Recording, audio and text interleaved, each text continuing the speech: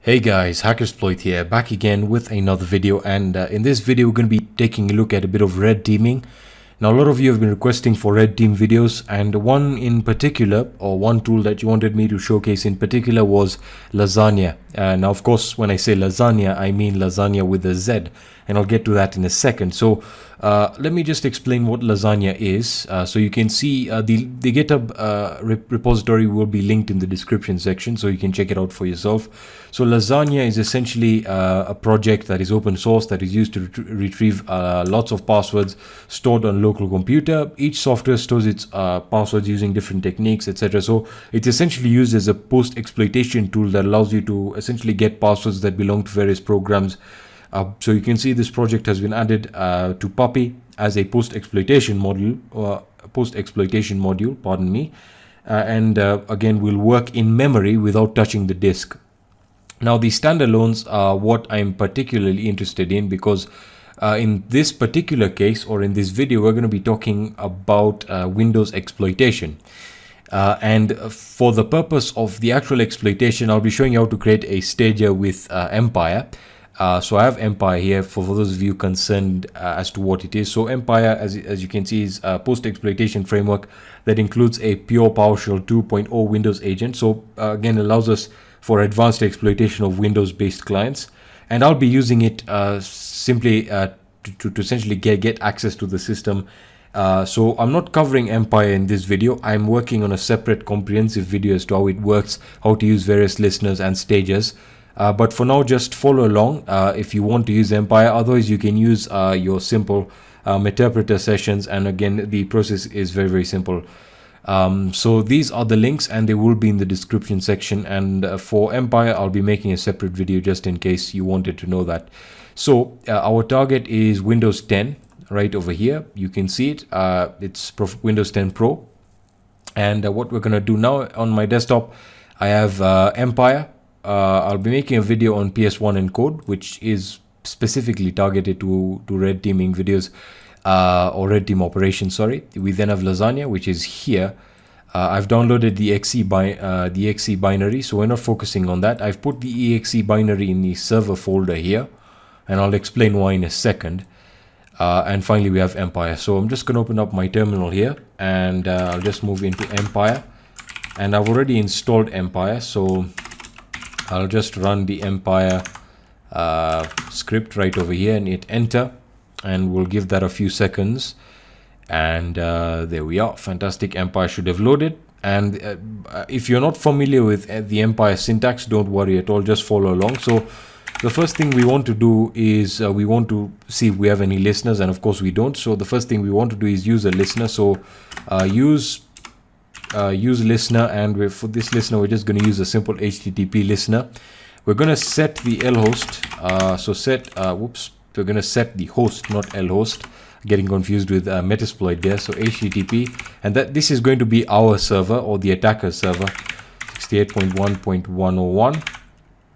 And this is where all the attacks, all the connection is going to be made back to. Of course, this is going to be different for your particular IP, so make sure you note that. And we're just going to execute this. All right, so it's going to set that listener. Fantastic. And we'll now set our stager, and we'll set a simple launcher, Windows launcher. I'm not sure which one I'll use, but we'll get to it in a second. So use stager, and for this we're going to say Windows, and the Windows stager we're going to use is so you can see all the various stagers you can use. If this is your first time, performing basic red team operations, don't worry. Essentially what we're doing is we're just creating a stager that we'll use to initiate the attack. Now I'm simply performing an attack or exploiting. However, getting this onto the system will be the real trick. For the purpose of this video and the demonstration, I'll be using a web server to transfer the files over to the Windows 10 virtual machine. So use stager Windows, and we'll use the launcher.bat. I was going to cover launcher, the Visual Basic script. However, that is going to be a bit different, and I'll show you how you can get that on. So we'll just create a simple bat file that will execute on our target computer.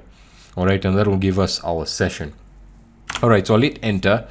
So we want to set the listener. So if I just show you the options here, the syntax is quite similar to that of Metasploit. Now, the great thing about the Windows Bat Launcher, you can see it generates a self-deleting Bat Launcher for Empire, which is fantastic. So we want to set the listener here, and we want to set that to its value. All right, so we want to set the value to the listener value, which is HTTP, because we already created that listener.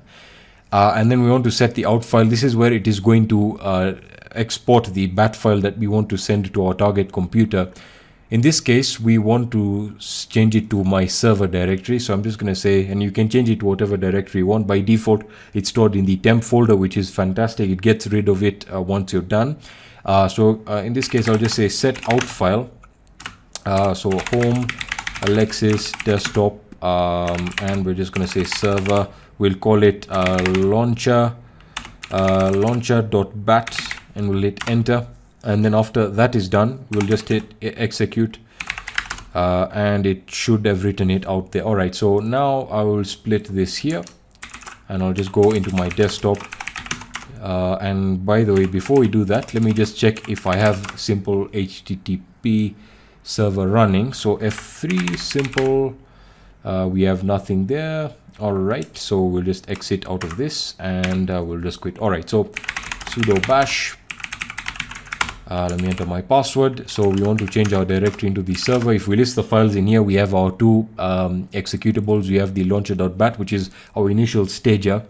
And then we have lasagna.exe, which is what we're going to be using for the post-exploitation of the passwords, etc. Now, let me just perform the attack, and then I want to explain why I personally do not like using lasagna, because it really does not offer a lot of functionality. However, you can get a few results here and there. That's besides the point here. So we've essentially created our launcher, and now our goal is to get it onto the system. However, this the whole idea with Empire is that you already have access to the system, and it's more of a post-exploitation framework. However, you can use it for this. Now, do note that this bat file is not encoded. So again, that's something that you might want to do if you are targeting a real computer. In our case, I will simply just say Python M simple HTTP server, and we'll set it on port 8080 and hit enter.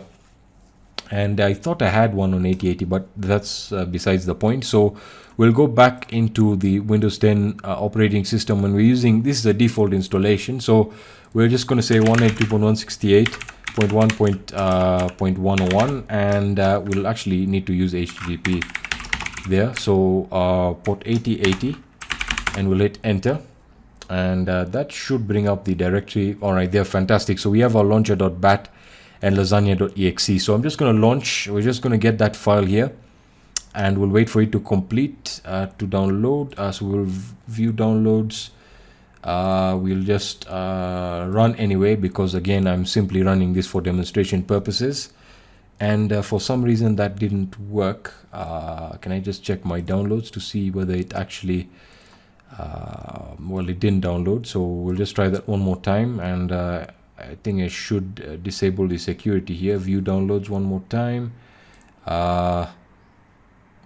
We will run anyway. For some reason it just runs it one time. All right, so there we are. We get the session, and I should have only run it one time, because now we have two sessions. In any case, if we just hit enter, let me just hit enter here in this particular terminal. So if I just type in, you can see, well, not session, sorry, interact,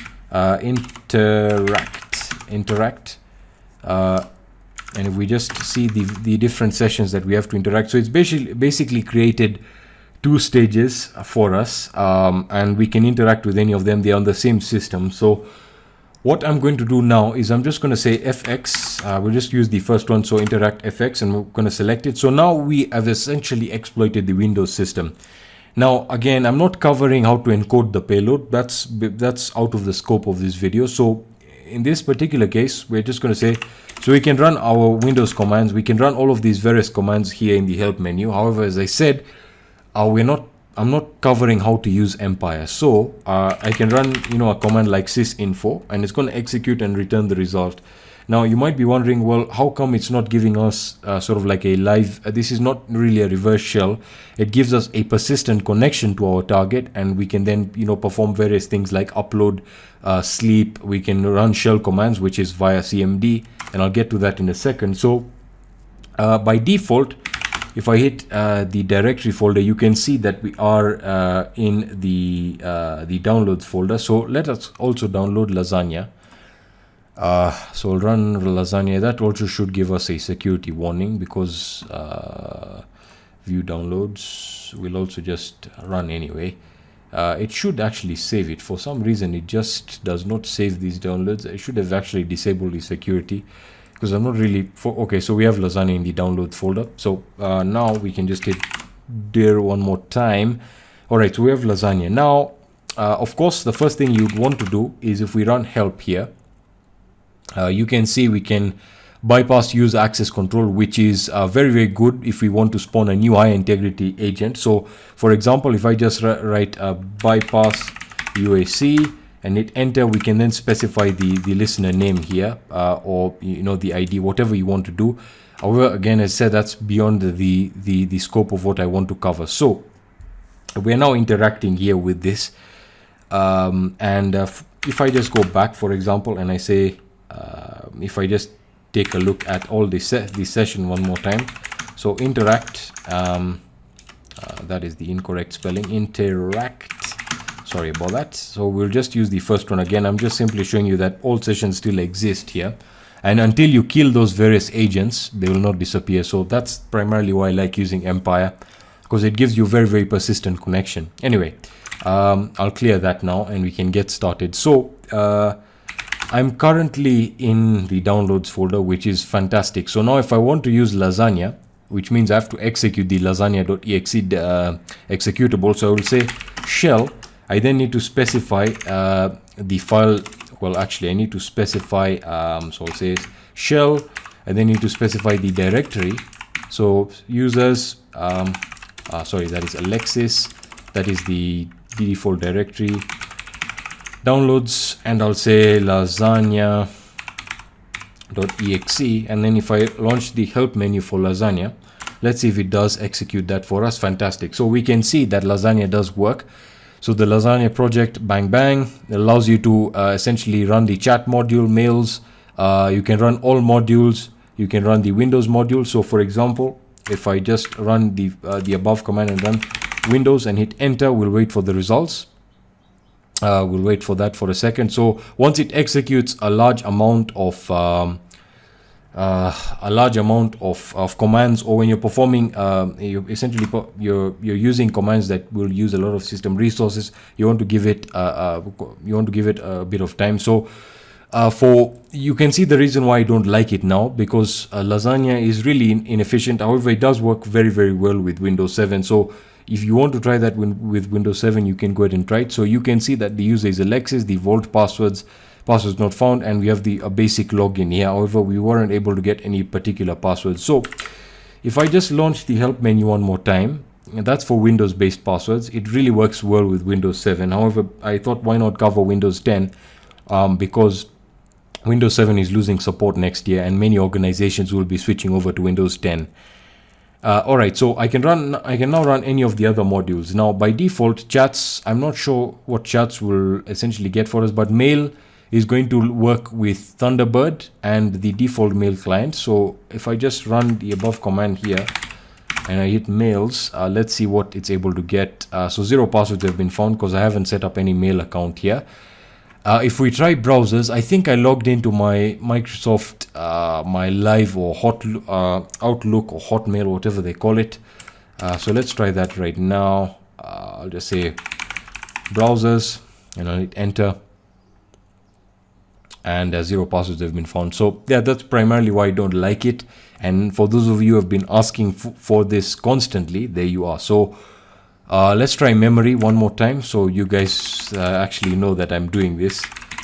So memory, we'll wait for that to display its results. Did I actually launch that through the... Yeah, there we are. All right, so 0 passwords have been found. So again, try this out on Windows 7. This is why I haven't covered LaZagne so far, because I personally do not use it for post-exploitation. I personally prefer using Empire itself and a few other awesome tools that I'll get to in a second. So one example of Empire is, again, you can upload files. So I can say, for example, home, Alexis, and if I wanted to upload a Meterpreter session, I could say, home, Alexis, desktop, and for example, if I wanted to upload the lasagne.exe folder, the lasagne.exe file, I could simply hit enter, and that would upload it to the current working directory in Windows. However, the uploads are restricted to 1 megabyte, which means if I hit enter, you can see it's going to say upload limit is to 1 megabyte. So